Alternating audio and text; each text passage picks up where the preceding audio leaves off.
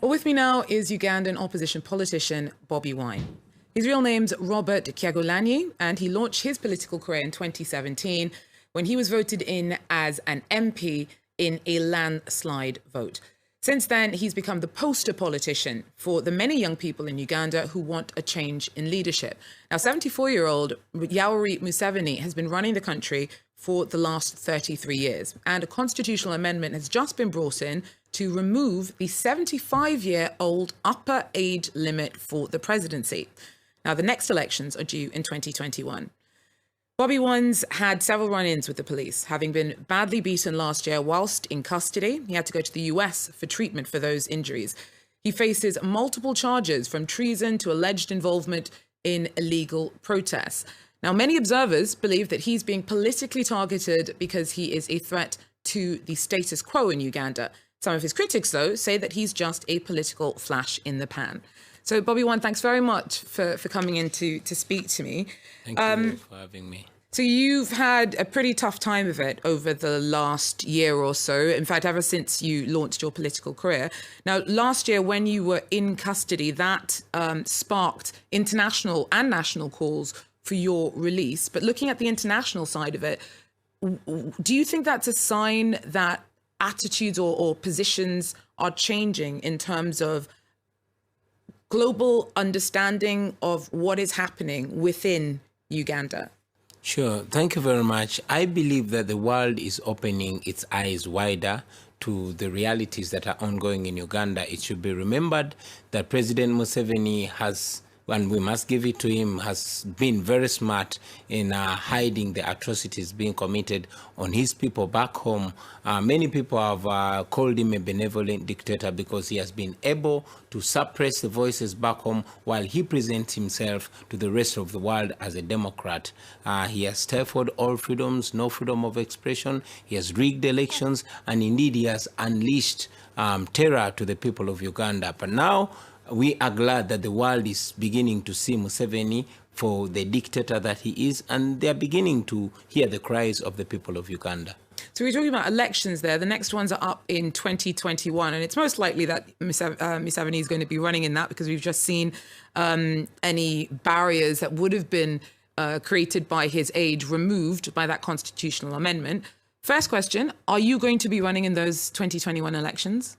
First of all, yes, we are expecting elections, and if it was business as usual, President Museveni would be expected to rig the elections using the military as usual. However, our entry as the young people of Uganda is a breath of fresh air, because we are the majority. We are over 85% of the population. And that is not enough. Even the elders are with us. And indeed, the people of Uganda are more united than ever before. So yes, I've said it before and I'm saying it now, that my team and I are seriously considering challenging President Museveni in the next presidential elections. And that's less than 2 years away. That's considering, but you haven't decided totally.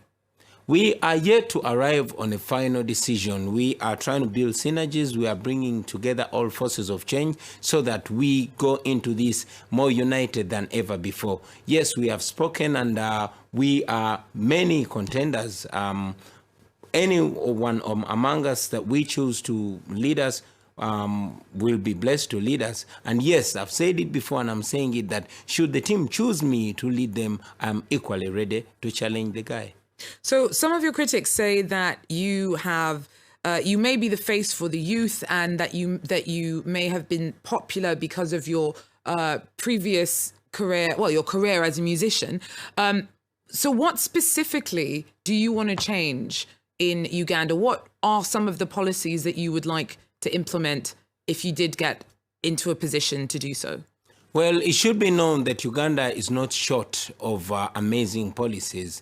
We have had very many propositions that have been well researched, intelligently thought through, and indeed presented. However, because of the rampant corruption and the lack of rule of law, none of them has not been implemented. So our policy is going to be mainly implementation. Even if we just implemented the 10-point program that Museveni was singing 33 years ago, we would be ahead. Yes, we've had very many programs. We've had the Vision 2005 40, and many others that are presented nicely and shelved. They are not implemented because of the rampant corruption. And yes, most of the corruption scandals are traced back to the president's office or to his family members or cronies. So our main target is implementing the policies, the programs that have been suggested in the past.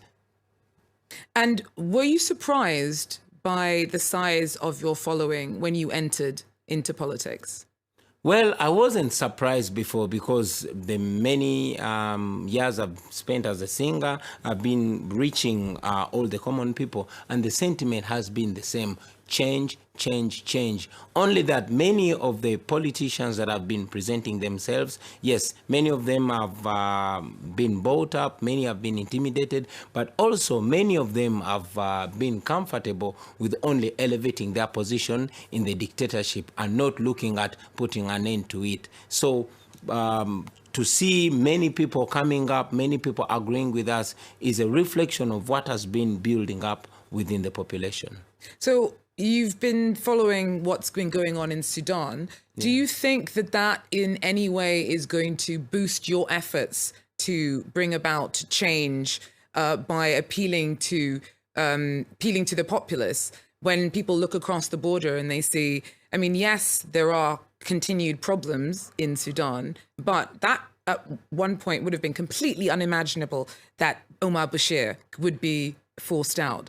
Does that in any way feed into any of the aspirations that you have for what you hope to see in Uganda? The recent events in Sudan certainly feed into the events occurring and to occur in Uganda in the near future. And not only Sudan, dictators have been kicked away. In the recent past, you must have seen what happened in Algeria and what happened in Libya and indeed in Burkina Faso. And recently it happened in Sudan.